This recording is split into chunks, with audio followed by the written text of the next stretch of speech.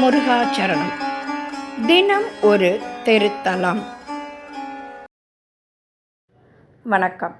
இன்று நாம் கோயம்புத்தூர் மாவட்டத்தில் சுக்கரவாரப்பேட்டை என்ற இடத்தில் அமைந்துள்ள முருகன் கோயிலை காணலாம். இந்த முருகன் கோயில் மிகவும் பழமையானது. கோயில் பெயர் அருள்மிகு பாலதண்டாயுதபாணி திருக்கோயில். முருகன் வள்ளி தெய்வானை சமேதராக அமர்ந்துள்ளார். இக்கோயிலில் கல்வி விநாயகர் சன்னதியும் துர்க்கையம்மன் சன்னதியும் அமைந்துள்ளன. இங்கு 4 கால பூஜைகள் நடைபெறுகின்றன. இந்த கோயில் இருக்குமிடம் கோவையின் மைய பகுதியிலுள்ள காந்தி பூங்காவிற்கு அருகில் அமைந்துள்ளது. அடுத்து நாம் காண இருக்கும் கோயில் கோயம்புத்தூர் மாவட்டத்தில் உள்ள வட்டமலை ஆண்டவர் முருகன் கோயில். இந்த வட்டமலை ஆண்டவர் முருகன் கோயிலில் மூலவர் சுயம்புவாக உள்ளார். தலவிருட்சமாக மாமரம் உள்ளது. இது 500 ஆண்டுகள் பழமையான கோயிலாகும். இங்கு சரவண தீர்த்தம் உள்ளது.